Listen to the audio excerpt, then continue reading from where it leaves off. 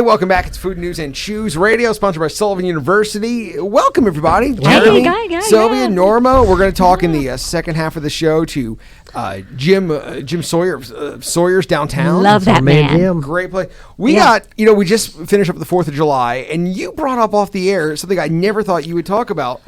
Competitive eating. Joey Chestnut. It apparently is just taking off, and Joey Chestnut's the king.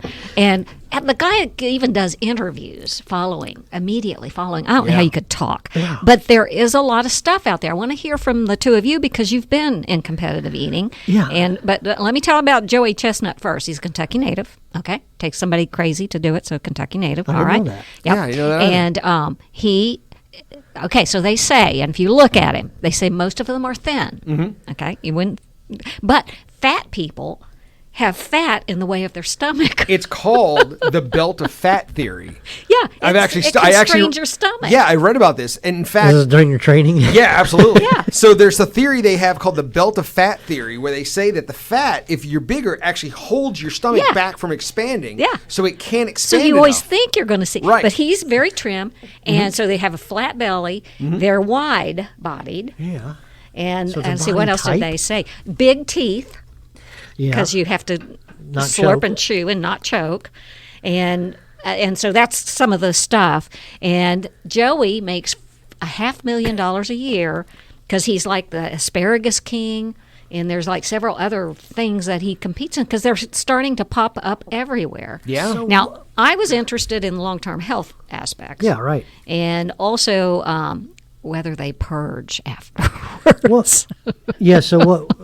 How does this work? I mean, I don't know anybody in competitive eating. I asked a lot of questions about it. I bet. Because I think people associate that with chefs for some reason. But I've never really I've been in a pizza contest. Well, weren't the two where of you in a pizza contest? Yeah, Well, we but were we weren't judges. trying to eat as much as we could. Oh. We judged 30 varieties of pizza. No That one was- told us there were 30 pizzas. Yeah, That's so how we of course met. we're eating a Actually. slice of each. Yeah. Until slice 10, then you're like, there's 20 I more. don't know how you can do it. We did. Oh, it I was would- not. I would gag. pleasant. It was not pleasant. But so I had a friend who was I guess you call like a minor league competitive eater. He toured on the circuit. He went. He was never one of the.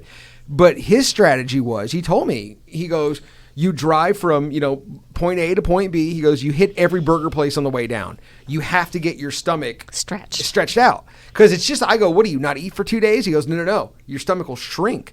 You have to stretch it out. And he goes. You drink a lot of water. You get your stomach as big, as stretchy as it can. Then you get rid of everything, and then you do the contest. Whoa. Yeah. Like purge. That's he. Yeah, It's I didn't not ask, polite to say that word, but Those are the ones I didn't ask the details. But he said he goes carbs and because can't be they good go through for you. faster. Carbs and water will fill up your belly and keep it stretched out. And you do that. Like that was at least what he told me. So like crush fries and spaghetti and drink water and Pretty then much. do your thing and then go eat. And then go eat. That's kind it of how just he sounds. did. Well, I think it has to do too with your gag threshold. I mean, I would get sick if I ate even 10 hot dogs. I mean, I just would get sick.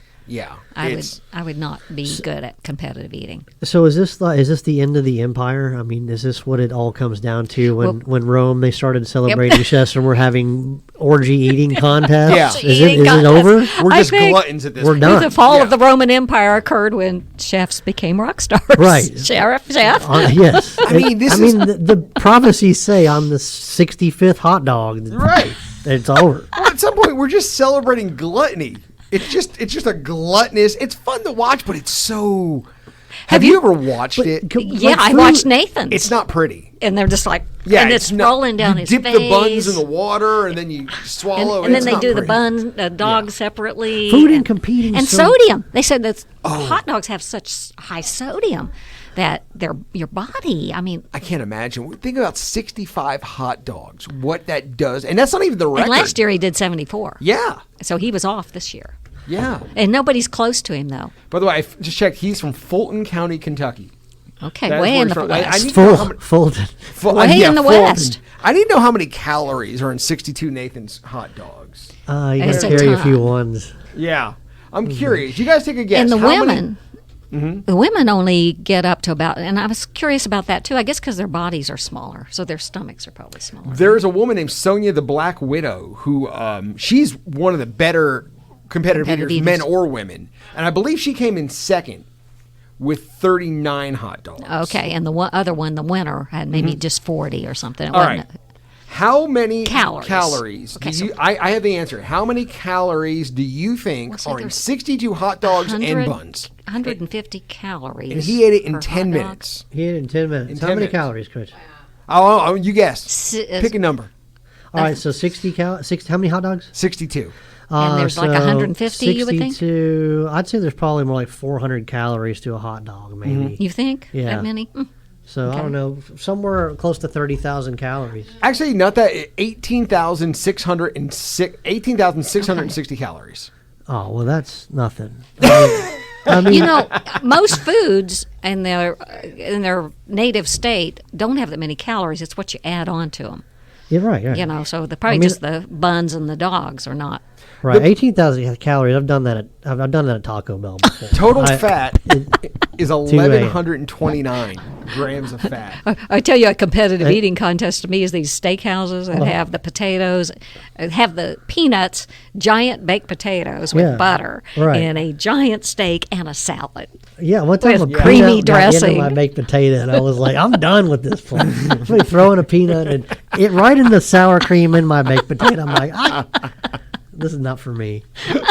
That's where you drew I'm the friendly line. too. I like all that, but just food flying through the air and Flying? on the ground. Why is it flying through the air? People throwing peanut shells. You can't do that anymore, can you? Or I don't. At least I Well, don't. They did. Yeah, but they don't. Did they have to stop that? You don't see that anymore. Yeah, I don't know. Yeah, I Yeah, honestly haven't eaten at a peanut place in a long time, so I don't know. I love them though. Oh man, I fill up on the peanuts though, or like Five Guys. Yeah. I love them. Yeah. And then I can't eat the food because I couldn't be a competitive eater. I mean, I just couldn't do it. What do you think the hardest thing? I mean, I think there's harder things out there to eat than hot dogs. Oh yeah. What if it yeah. was like cheesecake?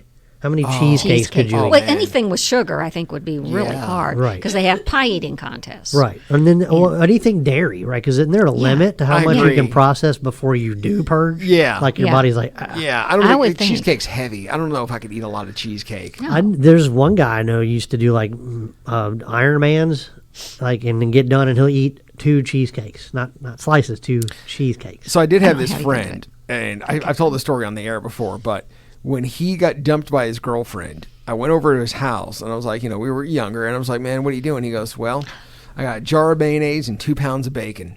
And I fried, and I go, what? And he goes, I fried up the bacon, and I'm sitting in my chair, and I'm dipping the bacon in the mayonnaise, and I'm going to do that till I feel better. Oh, that does sound good, though. Yeah, it does sound Maybe good, right? 1 or 2 slices. Yeah. So what could you eat too much of? Man, White if you Castle had one burgers. thing that you can eat too much White of. Castle. I've eaten in one sitting. I ate almost 20. I ate 18 White Castle burgers. Now they're That's small, almost competitive. But Ooh. we did it as an on-air stunt in my other radio show, and I did not feel well. I will never, Yeah. and I was younger too, but I would never do that Yeah, again. yeah. It's This would not worth be an age. I don't think Joey can do this much No, longer. he So is he's like, not. I can't remember how old he is. Maybe 40s. What's that? What would be the thing you could eat too much of? Oh, yes. That'd be everything. I've really, any given thing. Mine would if be I didn't cook it and you feed it to me, I'm probably going to eat too much. I think I'm a hamburger. for Hamburger, me. yeah. I could overeat. I overeat Chinese a lot. Yeah. Yeah, it's you eat it before you realize. Yeah, you're I eating think too it much. hits me and then it hits you later. Anything where there's a lot of components to it, like Chinese, there's always a little bit of this and a Well, little bit of that. And you know what I mean? You're having multiple. My issue with hamburgers is, at my point in life, a half of a hamburger is all I really need, but I want the whole thing because Yeah. I have a thing about that, the round hamburger Yeah. thing. I got to have a round hamburger. Can't be square. And Bernie splits. We split. So I'm you like, how "But you it's get around not that all? round." Yeah. around It's not the when you same. pick a hamburger and you cut it in half, it doesn't Yeah, eat the same. sliders. It's not as satisfying. No, it's not. Right. It Why? really isn't. Why is I that? don't know. I mean, I don't have that issue. There's something I don't about mind cutting holding it- sandwiches in half. Well, I guess I'm a anything psychopath. else, but hamburgers, with they're 2 supposed hands. to be round. You have to hold it with 2 hands and go in Yeah, like this. yeah, If yeah. you have the point, I don't know. Yeah. I agree with you. Yeah, you got to have like this, Yeah. and so, and then the bun has to surround it, and little pieces of it can hang off, but Also, don't serve me a hamburger where I look at the bun and the bun is that much bigger than the beef. Are we having no, lunch because together next month? Yeah. I'm gonna eat a hamburger with a fork and knife in front of you too, and see if you remember this conversation. And guess what else is really good with a hamburger? What? If the patty is hanging off of it, and you go around the edge of it, and you eat the edge of the burger off. Especially if it's crispy with a little melted cheese on it, right? And it takes a special kind of beef to get that kind of crispiness on the outside. Yes. That's something you don't really see at home. I mean, people are doing it now with Blackstones, but they're still not the same. What is that secret to getting like the beef like that? It's just the fat ratio. Like, Okay. like for instance, right now I have Black Hawk Burgers, which is the American Wagyu, and we're relearning how to cook hamburgers completely, guys. I mean, it's a whole different thing. The 80-20 chuck we used to use, would kind of melt a little slower and a little less forgiving, a little juicier on the grill. But, you got 354 degrees on a griddle with a Wagyu burger. Within 30 seconds, there's a pool of fat under it, and it's literally deep frying itself. So it's almost like it fries itself crispy on the outside, but it's still kind of good. I juicy love on the that. What inside. is the one that has? Steak and Shake has a really good burger with there's Smash burgers. there's Smash. stuff in it. There's air holes or Yeah. something. I don't know how to lattice work burger. It's from Smashing It, I think. Well, and so does White Castle. White Castle has Lattice the work. holes Lattice work burger for the steam. Yeah, the and White it Castle, makes yeah. that juice even flow even better. So Yeah. Anyway, We're talking to these- The worst burger sin you can commit, though, if you're a restaurant, I get it for home cooks. what's this? Is this if you serve me a burger and the burger's this big and the bun's twice the size and it's a I hate that. I hate that. No, you need the burger bun to yes. be juicy. It needs to pick up the juice. And I it needs find to I have fit. the opposite problem at our restaurant because just the way our restaurant translates. I'm Brian. A certain type of chicken, it's all natural, and it's kind of a certain breast size. Mm-hmm. I feel like our meat goes over the bun. I don't like that either. It's got to be like that perfect fit. Except occasionally nibbling around the edges Yeah. of the burger Yeah. and the I'll never be hangover. mad because you put too much meat on the burger. Yeah, and No one's it ever kind gonna of be drips upset about off of that. it. We found that's not too big of an issue. It's just something that bugs me. Yeah. And people don't mind. But those have to be pretty thin burgers, like the ones at Steak and Shake, where to keep them at a reasonable size because yours are perfect. I mean, they fit, except for Bernie I making think we me might split need them. just a 1/4 inch larger size diameter bun. But this is just details, right? Do you measure your buns? Well, they're like when you brioche go to your bun buns. guy, I buy a 4-inch brioche bun right now. That's what I buy. I want Do a they 4.5 inch. Yeah, do they make a 4? Is that a thing? they have a 4 1/4 and a 4.5. So I can do this. They have the technology. the persnickettiness of that. I didn't like measure. You got the. I know. But you got to put thought into that. You kind do. Of stuff. I mean, it's honestly that whole way Sylvia described the burger. That's how picky people are about sandwiches. bet. They have to be constructed in a certain way, or else they're sloppy. When you bite into it, they can't squirt all the toppings. Right. Can't squirt out the side of the bun. They have Yeah. to hold together in a certain way. And There's science to this. if we're building a burger to Zora, it's toasting the bun. On the bottom bun is where our sauce is. Oh, That's where it should well, be. that's interesting. Because at home, I put it on top. Right. See, Put 'em my on the wife- bottom, Where you put the cheese. right on top of the meat, so it melts. So the sauces, though, go on the Right. bottom. Then the garden on top. Yeah, sauce is on the bottom. Lettuce. Me and my wife argue about this. She likes a whole piece of lettuce, and I like shredded lettuce because I think the shredded lettuce eats better. I'm a whole lettuce But it person. slides. You I get to don't care. slide. It's perfect. You crunch it yourself. You don't have somebody We're weenie getting out passionate and crunch about it this. for you. I crunch all it. the stuff slides on it. It just pulls out like a You wet Weenie. noodle. Well, You're a pre-chewed weenie. lettuce over here, Twitch. You pre-chew my lettuce for me. But people are persnickety about this stuff. Right. Oh, yeah. Okay, yeah. bun, I want seeded, no seeds. I Rare like seeds. burger on Right. raw lettuce. Whole lettuce. the whole Don't head chew on it up or nothing. Yeah, weenie. Where you at? Bun, seeded or no seeds? No seeds. I could go either way. I want I could soft go bun, potato. too. I could go sweet potato. I could go seeded. I could Now- go brioche. Brioche is better tasting to most people, but I like really soft, not good for you kind of buns that are like white bread buns. Oh, me too. Like Bunny is one of those The cheap brands. buns. Yeah, I the always call them cheap cheap. ones. I like the cheap buns. buns. Yeah. And they melt with the. It's sort of like the hot dog buns. You notice in the competitive eating, they'll eat the buns, and the reason they do that, they'll dip them in water. It helps slide the meat down better. I feel like Sylvia's gotten really obsessed with competitive eating in the last week. We're going to see her next week. She's going to have a nickname and a belt. She's going to be like Sylvia the Burger Slayer. She's going to have an outfit and everything. I feel like you're... and eat one burger and fall over, you know? I mean, no. No, you're going to be worse. What You're going about to be for a competitive jelly eating beans? groupie. I think you could Jelly do it. beans, I could do jelly See, beans. there's a place out there. Or circus peanuts. You're going to be the equivalent of the person that brings their own sign to the wrestling matches, except you're going to bring your signs to the competitive eating events. I can see that. Oh, no. Man, speaking of burgers, in about a minute, we're going to talk to Jim Sawyer of Sawyer's in downtown. Hey, we got burger questions. I don't know anybody who knows more about constructing hamburgers than The Jim burger Sawyer. master. There's yeah. something to it, man. Yeah, Before he he's good. gets on, what do you think he does right? Like, what is it about his burgers Yeah, that you what- really like? I mean, I think he just uses the right blend of meat. He knows what he is and what he does. He does it well. I mean, those burgers are always seared, perfectly juicy, constructed, and overall, it's one of the best tasting hamburgers you have. But everything about him, the staff, the place, Yeah. it's just Lexington. Oh, That's- and he's usually there, like at the lunch hour. it- He's there, and he's like greeting you, and you can see him right there. It's an open grill, and he's Right. flipping those burgers, and then he's got that fabulous burger bar. Then there's also, the chili's pretty unstoppable. So there's a lot of good things going on in there that are just really unique to Lexington that we I'm happy so to glad have. 'em. he's But you know what else is? Every time you go in there, you can tell and you know who he is right when you're he wants to be there.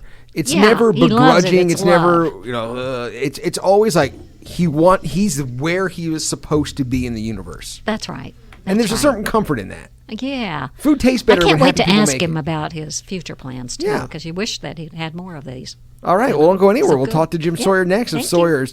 This is Food News and Chews Radio. All right, let me go start my career. Jelly bean. You never know. They'll sponsor Jelly you. beans. I love jelly They'll beans. sponsor you. And welcome back. It's Food News and Chews Radio. Thank you for joining us today. Happy Saturday. A show brought to you by Sullivan University. Beloved downtown institution. Sawyer's was gone, was there, then not, now back. Yeah. And back with a flash. Back with lines. And it's great. Jim Sawyer from Sawyer's is Love on with it. us. How you doing, Jim? Doing well. Hard to be bad when you're above ground. As my grandfather used to say, better to be seen than viewed. Absolutely. I love that. I love that. Tell us about, we had you on when you were kind of in limbo and you were just starting again. Tell Right. us just how it's been, how long have you been in the new location? New location, Sylvia. We've been there 9 months yesterday, and so Wow. we're settling in. We're starting to get some growth. The initial few months were absolute chaos. Of course, the chef will tell you that anytime you open up a place, you don't know where every piece of equipment is. You don't know where everything is stored. Logistics are a nightmare. Everything's been moved after 37 years from where I was used to it being. Everything had to be renewed. And so we're 9 months in. Sales are looking good, and comfort is coming. That's the big thing now is we know where everything is. Yeah, Kind of getting your routine down. It doesn't feel like home when you're in a new kitchen. Yeah. Like I know exactly what he's talking about. And even though you put those things there, when you moved them and you thought about, okay, this is how I'm gonna, move my body to put this out efficiently in these motions. You get in there and it feels like you're in an absolutely foreign ghost kitchen. You're stumbling across yourself, just kind of crossing your arm. It's a hard situation to be in a new kitchen. Well, going into it too, Jeremy, the hardest thing for me was I hadn't built the other one. I bought it. It was not working whenever downtown Lexington was kind of dying. I inherited that restaurant. I wish I could say I built it from the ground up. This one we built from the ground up, but it's just so much smaller, and we had to pack everything in. So it is a lot like a ghost kitchen, sir.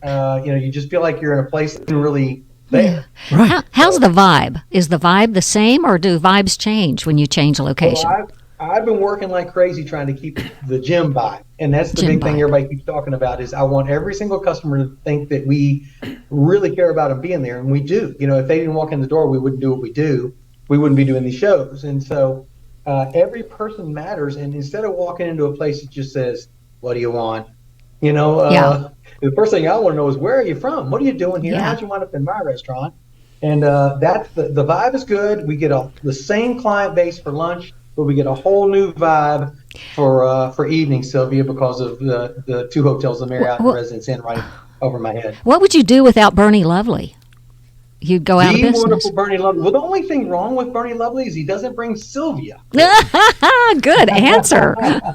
So Bernie Stallworth is if he's with someone else, if he's with some cohorts from work, a couple of the other attorneys, they all eat chili burgers. But Bernie Lovely keeps me abreast of how well my chili pie sells. He lets me know if it's right or it's wrong. I got a random question, Twitch. Did you bring any pots and pans from the old place to the new, or did you go completely new? Completely new. What's that now? Completely we new. bought, the only thing we bought, sir, was we bought my chili kettle, which was unobtainium at the time. You couldn't get one. My chili kettle is 50 gallons of Vulcan Hard Steam jacketed kettle, about a $30,000 kettle. You know that. Yep. My $30,000 kettle? Yeah. He'll tell you the numbers of some of his equipment. But you can make 50 gallons of chili at once. Yeah. And smoothly and without burning. Then we couldn't lay our hands on our. We wanted Frymaster fryers. We got the twin to my old one, but newer. And then we got our Lang grill, which Lang is a supplier also to the military. And so if the military is doing any kind of a buildup, you can't get their equipment. And so we went and bought my old grill and my old kettle back, and pretty much other than that, all the refrigeration, everything else is new. So that was kind of my question was when you lead in, okay, so when you leave a location you've been in for 50 years or 30 years or whatever, and you go to a new location, how much of the flavor of what you were serving that's what I want to get was that, right? And how much of the... Because there, it does come back, I think. But I've done this before between kitchens, and I've tried to make certain dishes from Azure at Brasabano or the diner, and vice versa. Work? It does. It's the pots, it's the pans. There's one. They pot, have minds of their own. There's one pot I make soup. There's one pot I make pasta. There's one pot I make the guava sauce in. And if it is a different pot, it comes out different. It's like muscle memory in food. But it's the pots and the pans. They have muscle memory. Yeah. Also the griddle. I think the big thing has to do with, like you're saying, is the material of the pot, what's been cooked in it. Yeah. We get people all the time ask us why we don't just throw an egg on the grill. Throw an egg on the grill for me. I want an egg on top of my burger. I'm like, I'm sorry, we won't do that. Go mess your grill. The next person, of course, is going to be allergic to eggs, so I can't do it. But the big thing for me is just making sure that the only thing that touches those things are what I want it to be. Wow. And so my grill is only garlic mushrooms, buttered onions, and my burgers, and that's it. And we have certain areas for the mushrooms and the onions prior to the event, to the day's opening. We sear those on one side, and the buns go there. And that butter will protect us. But the grills have the whole area to themselves. So you're right, Chef. I love the way you're talking. In different environments. Yeah, I think there's something to that, guys. I mean, even at home, and I don't do this in the restaurant setting because we have an open kitchen. We have a flat top grill too, right? But we're using Grill Bright and stuff at the end of the night to get it nice and clean up to probably 90% back to new. But that's at 10%. Home, no way. Right. Really? I have never one of do those that to your cast black stones, and I've used it 7 times. I haven't cleaned it yet. Really? I wipe it clean. Sure. But I'm still seasoning that griddle. Don't they say that with iron skillets, that you don't wash them? You never wash them, absolutely. Yeah. Unless you're trying to restore them. You can wash them, but you have to dry them, and you don't wash them with anything harsh. Yeah. Right. Oh, wow. No abrasives in there. You don't want to pull all that good oil out of it. I mean, I'm still soaking the oil into the grill. Right. And then I'll clean it, and then things will be non-stick. It operates so much better. What's your menu? I think my grandmother's kettle, skillet, her iron skillet, was 70 years old. Wow. Wow. It was just and of course you don't want to ruin that seasoning in there. It's all in there. Right down to what side of the grill you cook mushrooms on. That's that's in a almost like a microclimate in that you're looking at microclimate. I won't put an egg on this part of the grill because it will stay. Yeah, some residue. Something will. It's like muscle memory. Is he in there? That was Twitch, wasn't it? Yeah, he's here. Yeah. Holy cow, I didn't even know you were out there. You can't see me. Yeah, Jim can't see me. No, I heard that because I'm very weird with my cast iron as well. No one touches it, no one uses it, and it's not obviously as important as Jim's When do you throw out an iron skillet? When do you finally say it's done? When it cracks. Yeah. Yeah, yeah. And Yeah. if you crack it, that That's that it. Can you takes, clean uh, rust? discipline on somebody Yeah, to, you can. You can bring Okay. it back from either rust, hit no somebody in the problem. head or miss them. Yeah. I was talking over Jim. I'm sorry about that. But yeah, you can bring it back from rust, no problem. But Okay. you do lose the Actually, seasoning. that's you many of the best start ones over. people talk about how they clean them, they scrub them, they re-oil them, they throw them in the oven, let them bake for Oh, bake. 3 to 4 hours, That bring them must back be the out, start key. cooking on them, and that's what they do. Yeah. Yeah. Jim, what's your hamburger philosophy, man? Are you like a 90-10, an 80-20, a 73? Where do you like to live? 81-19. 81-19. Oh, we specific. Gotta Again, have so some flavor. specific. Gotta have some flavor. There- And the more lean you go, it's almost like Wagyu beef. I'm amazed at the people that look at Wagyu beef and say, "Oh my God, there's so much fat." And I'm like, listen, where do you think the flavor comes from? Yeah. Right. Is anybody else think that Jim might be? I mean, you're going to use the word fastidious. Yes. I like 90, not 80, Not- 20. not 80. Yeah, 81-19. Mushrooms go here. I like He's this the burger because master. It takes Well, madness to make perfection. Yeah. No, I knew No. my man wasn't going to throw a 90-10 at me. I mean, Yeah. he Yeah. knows that I'm like, oh, okay. That's too lean. Yeah, it's too lean. Don't you have to be obsessed with the little things to make things great? Well, And be unique. especially, I'm telling you right now, I think sometimes what Jim does in terms of cooking a burger over and over again perfectly with people's specifications and all their, I don't know, tendencies and the things that they want. It's harder than, Idiosyncrasies, it's yeah. way harder than pan roasting a duck breast to medium rare with risotto. Yeah. Yeah. Yeah. So talk about your menu. Is it the same as? I think I've said that once before about you, Jeremy. I don't think what I do is difficult. The only thing that's difficult is getting it out fast enough, which we always try to do. But when you have a huge kitchen in a phenomenal restaurant like yours, the breadth of things that you cook and to make them all right, people don't understand what you go through. They have no idea. Well, yours though. I mean, to make them that tasty, and it has to be quick because you get. I imagine lunch is your big time, or what are your? Tell us about. It is. It'll be. It's really funny. The busiest time we've had so far was what I repeated a long time ago to you guys. Every summer we get the Future Farmers of America. The FFA absolutely hounds us. They love us, and they'll come in and get us. And if they come in the night before, we usually get them for dinner, and then we get them again for lunch, and then before they leave that night on their bus, they'll come and see me again. Good Also, Kentucky some people get 3 supporting times Kentucky 24 business. hours. Yeah. Are you always open in the evenings, or is that just selective evenings? Right now, it's just Thursday, Friday, Saturday. Downtown Lexington's fairly quiet, pretty good a destination for a fine restaurant. But Monday, Tuesdays, and Wednesdays in this city are fairly quiet. Can I ask you But if we're that's working on it. changed We're at working all? on it. Yeah. Is That's that a good is that question. kind of a new? I mean, do you feel like I don't know? I know in our end of town, we feel like business is earlier now. It doesn't seem to go later. as late as it used to go. But I don't know. Well, if I that's, think that I don't know how much of that is my age group. I'm a boomer, and I'm in my mid 60s, and I think a lot of people just aren't out anymore after 9 or 9:30. Yeah, it seems when to I be was younger, changed. we would eat dinner at 10 p.m. sometimes. no. Yeah. Yeah. No, Yeah. we used to see a big. I guess as I'm 65, I better be fed by 7 or I'm grumpy. Well, also you used to see happy hours You're good from looking. 5 till 7, and now a lot of them start at 3 or 4. Yeah, we do 4 to different, 6 different. now because they're just it What- seems to what capture about more your- people. Jim, what about your menu? Has it changed from the other location? Is it about the same? We actually are having some meetings about that now, Sylvia. But no, everything. Actually, funny story was I went and found all the information I had before I lost my other location, and we just went back to it. We trimmed it a few items, reproduced it. Unfortunately, with prices up, I think Jeremy will tell you everything is astronomically expensive right now. But we basically just changed a few prices around, dropped the 2 items that didn't sell very well, and we have the exact same menu, ma'am. Yeah, I love your salad bar. The bar, It the works. burger bar. It works, I tell people all the time, I have several neighbors around me that are salad places, and I tell people all the time, I am not offended if you want to bring a salad down here and eat with somebody that's eating a burger or chili, but you can just as fine make your salad here with us. It's so we try to good. keep it simple, just like my mom did with us kids. Here's the lettuce, you go put the toppings on it you want, and that's Yeah. what we do with salad Sure.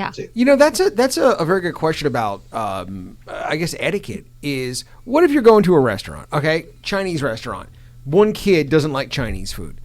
Is it You okay can to bring a Happy Meal. Yeah, exactly. I've done that. Is that okay, or as restaurateurs, are you guys okay? Yeah, what do with you that think, sort of Jeremy? thing? Can my grandkids bring in a? No, they love the chicken fingers. Because you see and- it sometimes, and you think I would never do that, but I get. It. Oh yeah, you want peace, Right, over right. dinner. I'm not going to tell people Well, how to then, parent, then but the edge of what but- used to be a no-no is no longer the things that we do today that would have been astonishing to Yeah, be done that's right. 'Right. years ago. So, Yeah. No, I don't know. I mean, I think if you have a child that's that picky, then bring their food. Yeah, because the It's parents easier on and everybody. Yeah. Well, by the time they reach about 8 years old, Jeremy, Yeah. they start ordering off the adult menu Right. too. So That's how my let kids the other are. ones They go. You know. I can't tell you. Jeremy will tell you this. I'm amazed at the number of adults that still ask for chicken fingers. Oh, you know what? So we have, our bourbon fried chicken on at Azora. And, for years I've threatened, like, at lunch, man, I bet bourbon fried chicken tenders would sell. And I did it one day, and I regretted it. I never sold so much chicken in my life. We're the chicken finger generation. If you're know. under Yeah, the age of yeah, 50, that's right. you grew up on chicken nuggets. Chicken nuggets. 100% true. No, they weren't really that popular, but that's the case. I mean, everybody Yeah. seems to be grabbing, and it's the perfect food. Everybody loves fried chicken. Yeah. Yeah, Yeah, it all universal. tastes like chicken. Yeah. So, Jim, what's your biggest seller? Our biggest seller by a mile is the burgers, of course, and now it's seasonal too, Sylvia. We get, in the winter, our chili pies, which this wonderful Bernie Lovely eats. The chili pie is just amazingly popular. Just corn chips, sour cream, and cheese with chili over it, Ooh. and then they go over to the bar, and I get people who just absolutely smother it in hot peppers and Tabasco sauce. Then I get other people that go over there and just put 3 pieces of cheese on it. And it's so individualized, a really crunchy, yeah. warm thing in the winter. That's the most popular thing in the winter, and then burgers in the summer. Yeah. Nice. Oh, that sounds so good. I And now love that. to tell people about You need to come down there with him. He takes a break. He's almost always by himself. eating his chili pie in silence. His chili pie. He says he has to have it at least once a week. So any indications in what's in that chili recipe of yours? That We'll interrogate 50 Bernie. gallon Well, kettle. the spice is still made for me by McCormick's. They make me my base, and then we add the final ingredients to it. Yeah. My grandfather had a big influence on me. He cooked all the time, and I will tell you, as Jeremy will tell you, cumin is a very soothing spice. It is. It adds a Oh, lot neat. of flavor. It adds a lot of flavor to beef without adding any spice. Yeah, he's right. There's some cumin certain in there that helps. certain things you put it in, and you really can't tell it's there, but it does have a kind of a balancing effect. Almost fills in some gaps What on they the call palate. Umami. What's that other sense? Umami. I'll go there with it. Interesting. When you have a restaurant, like say you sell a lot of chili and you make a customer, can you get like a McCormick or a bit to make you a special blend? Is that a thing? Oh yeah. So especially like if you're making 50 gallons of chili at a time, you're looking at using probably 5 pounds of spices at once, like a big tub of Oh, spices. sure. So imagine trying to quantify that. You can give a large company the ratio, and they'll send you buckets Really? of mix. Oh wow. Oh, that is something. And it's proprietary. You sign probably an NDA on your recipe. Jim, you were when did you come to burgers? When was that your? We didn't do Your- burgers until about 90, 89. Did you 88, follow 89, it because and then you we thought transitioned. that was what? Well, I bought a restaurant, which you all that are here in town might remember, Charlie and Barney's. And Charlie and Barney's was the original member Yeah. at Festival Market when it was Festival Market. And then I got into the business by bartending at night there. And I absolutely loved the business so much that I walked away from a financial planner's job. And I've never looked back. I love it. As I get older, I start to question whether I was wise to stand up all these years. But the burgers really started going crazy, and that's when I realized I needed to work on a system. So that's Yeah. what we worked on, was making it fast casual. Any chances you'll expand into any other? Would love to. My aspirations 15, 20 years ago, actually now 37 years, I keep thinking I got in at 27 years old, and I thought by 35 I'd have 5 of them. I just got up with a buddy of ours that everybody here knows, Rob Ramsey. Was talking with him the other day. He's about the size I'd love to be. 5 Yeah, or 6. 5, floors. 6. He's Not just downsized comfortable. one. He moved out of Tate Street Center and moved to a different place, and that's enough. I could watch over them. I could be here in town, but I'd love to have more. Oh And well, you still want to cook the burgers. Well, the burgers I cook as many as I can whenever I can. I have a fantastic crew, and that's Jeremy will tell you that is the key. hardest thing to find right now. Yeah. It used to be we had to watch liquor costs and food costs, but now we have to watch labor costs, and just the turnover of people for a long period of time is starting to calm down, and that's starting to allow me to get better and better product faster through other people helping. So. Can't Yeah, cook I them all can't for you, disagree with Steve. Sorry about that. It really does take a good year and a half for an employee to to really level out in a lot of ways. Yeah. And then you think restaurant, there's maybe one or two tasks that you have to do, but it's such a dynamic business, and there really isn't any perfect answer. A lot of times you just have to teach people how to really think on their feet, It's repetition. and that takes a lot of practice. Jim Sawyer of Sawyer's. Thank you so much for coming on. If you don't know the new location, it's changed. It's now. How do you tell people how to find the new Sawyer's? I tell people I'm next to Italex and right in the Marriott block. I'm on Main Street. Okay, and plenty of parking all around in various There's places. three layers of parking below the Marriott, and it's wonderful. And then, of course, there's on Main Street. Guys, I can't tell you how much I appreciate you all taking the time to talk to me. We love you, Jim. Yeah, thank you thank you, so Jim. much. Thanks, Jim. Take care. Back All with right, Food all right. News and Shoes Radio.